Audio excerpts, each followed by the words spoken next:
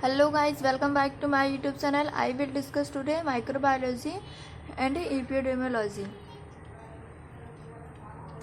आज हम देखेंगे माइक्रोबायोलॉजी और माइक्रो ऑर्गेनिज्म के बारे में, जिसमें से फंगी, वायरस, प्रोटोजोआ, बैक्टीरिया के बारे में डिस्कस करेंगे। फिर इसके बाद एक चैप्टर बहुत ही इंपॉर्टेंट है सोशल फार्मेसी में, चैप्टर नंबर 4 है, जैसे incubation period, hospital acquired infections, ये जितने भी टर्म्स दिख रहे हैं बहुत ही इंपॉर्टेंट है। इसके बाद इसमें बहुत सारे डिजीज़ हैं। अगर लगभग 18 डिजीज़ है, इसमें से 10 या 12 डिजीज़ पढ़ना पड़ेगा, जो उतना ही बहुत ज़्यादा इम्पॉर्टेंट है।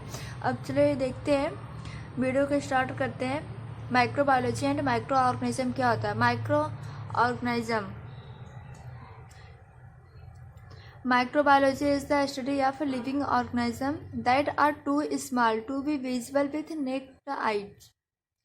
These include bacteria, archaea, virus, fungi, prion, protozoa, and algae, collectively known as microbes. Microbiology में हमें लिविंग ऑर्गेनिज्म के बारे में स्टडी करना रहता है, और वो बहुत ही छोटा रहता है, टू स्मॉल। उसे हम अपनी नॉर्मल आइज से नहीं दे सकते, जैसे bacteria, Archaea, virus, fungi, prion और प्रोटोजोआ, एल्गी, और कलेक्टिवली नोन एज माइक्रोब्स। अब देखते हैं बैक्टीरिया के बारे में।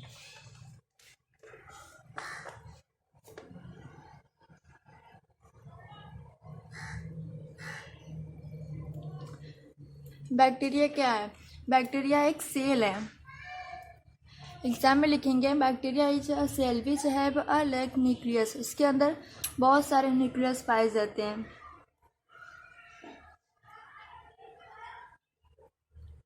विच हैव लाइक न्यूक्लियस।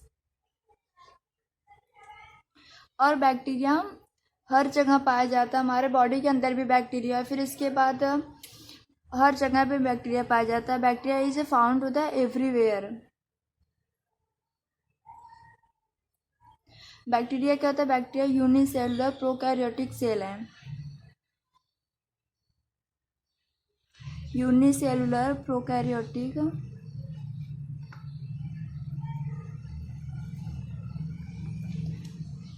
बैक्टीरिया एक सेल है, उसके अंदर बहुत सारे न्यूक्लियस पाए जाते हैं। वो बैक्टीरिया एवरीवेयर पाया जाता है, मतलब हर जगह पाया जाता है। वह यूनिसेलुलर है और प्रोकैरियोटिक सेल है। उसके पास लाइक्स न्यूक्लियस है। बैक्टीरिया को 4 मेजर पार्ट में डिवाइड किया है। फर्स्ट है बैसिलस, ये रॉड शेप का होगा। और सेकेंड कॉकस, ये स्फेरिकल शेप। और थर्ड है स्पाइरुला, ये स्फेरिकल शेप। और फोर्थ होगा वाइब्रियो। एग्जाम में बैक्टीरिया पर एक क्वेश्चन पूछता है, वो भी 4 मार्क्स के लिए, जिसमें से 2 से 2.5 पेज लिखना पड़ेगा। फिर इसके बाद ये बैक्टीरिया के मेजर पार्ट हो गए, कितने? 4 हैं, बैसिलस, कॉकस, स्पाइरुला और वाइब्रियो। फिर इसका क्लासिफिकेशन 3 टाइप्स के होते हैं।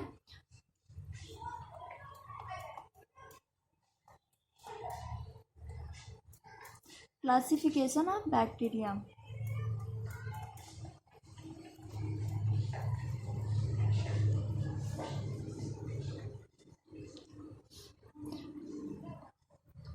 फर्स्ट होता है जो response to gaseous oxygen. Response to gaseous oxygen. और second depending upon the survival, वो किस इन्वायरमेंट में सर्वाइव कर पाता है।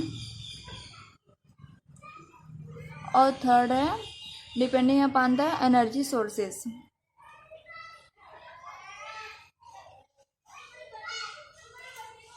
ये फर्स्ट वाले में रिस्पॉन्स टू गैसियस ऑक्सीजन में से ग्राम पॉजिटिव होगा और ग्राम निगेटिव होगा, इसमें से 2 हैं। फिर इसके बाद डिपेंडिंग अपॉन द सर्वाइवल, वो किस इन्वायरमेंट में सर्वाइव कर पा रहा है, जैसे एरोब्स, एनारोब्स, फैकल्टेटिव।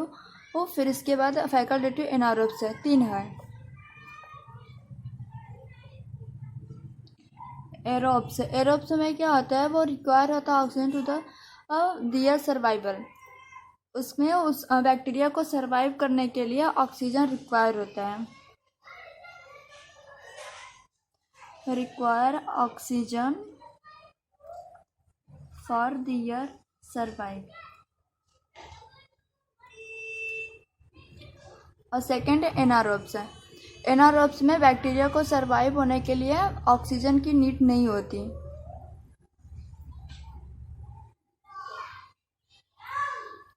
एनारोब्स में do not require oxygen.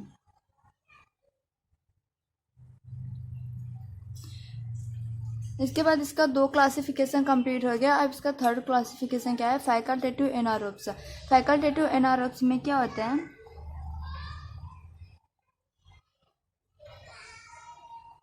Facultative anaerobes, facultative anaerobes में यह दोनों इन्वायरमेंट में सरवाइव कर पाता है। उसके लिए ऑक्सीजन रिक्वायर रहे या ना रहे, can survive both environment.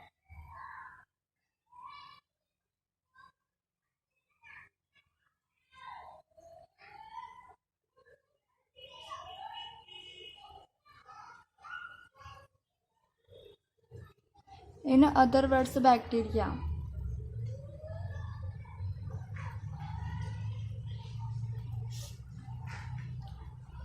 that can grow without oxygen या ऑक्सीजन। बैक्टीरिया क्या होता है, ये बैक्टीरिया एक सेल है जिसके पास बहुत सारे लेग्स न्यूक्लियस होते हैं। वह यूनिसेलुलर और प्रोकैरियोटिक सेल है। इसके 4 मेजर पार्ट होते हैं, जैसे बैसिलस, कॉकस, स्पाइरुला और वाइब्रो। इसके बाद इसका क्लासिफिकेशन होता है। क्लासिफिकेशन में depending upon the gases oxygen second, फिर इसके बाद डिपेंडिंग अपॉन द सर्वाइवल और depending upon the energy sources. जब तक response to a gases oxygen में ग्राम पॉजिटिव और ग्राम निगेटिव होगा, और डिपेंडिंग अपॉन द सर्वाइवल उसमें एरोब्स, एनारोब्स और फैकल्टेटिव एनारोब्स। एरोब्स मतलब वो ऑक्सीजन में सर्वाइव कर सकता है, और एनारोब्स में वो अगर ऑक्सीजन नहीं रहेगा तो वो सर्वाइव नहीं कर सकता। और फैकल्टेटिव एनारोब्स वो दोनों एनवायरनमेंट में सर्वाइव कर सकता है, उसके लिए ऑक्सीजन रहे या ना रहे, लेकिन वो बैक्टीरिया सर्वाइव कर सकता है। फिर इसके बाद एनर्जी सोर्सेज। एनर्जी सोर्सेज में क्या आता है, heterotrophs, autotrophs, chemical autotrophs and saprophytes. Depending upon the energy sources, autotrophs, heterotrophs, saprophytes and chemo autotrophs. इसमें से हेटेरोट्रोप्स है obtain their energy by consuming other organism. Bacteria खुद को जिंदा रखने के लिए अदर ऑर्गेनिज्म को कंज्यूम करता है। फिर इसके बाद autotrophs prepare their own food by utilizing energy from sunlight. Autotrophs में बैक्टीरिया अपना फूड खुद से बनाता है, वो खुद से यूटिलाइज करता है, कैसे, सनलाइट के थ्रू। फिर इसके बाद है कीमो ऑटोट्रोप्स। कीमो ऑटोट्रोप्स में क्या होता है, वो बैक्टीरिया अपना फूड कैसे यूटिलाइज करता है, केमिकल रिएक्शन से। और सेप्रोफाइट्स में वो दूसरे डेड बैक्टीरिया को मार कर फिर इसके बाद उसे कंज्यूम कर लेता है, उसे बोलते हैं सेप्रोफाइट्स। ये हमारा bacteria complete, microbiology micro organism है बैक्टीरिया कंप्लीट। फिर इसके बाद नेक्स्ट वीडियो में वायरस, फंगी, प्रोटोजोआ, एल्गी देखेंगे।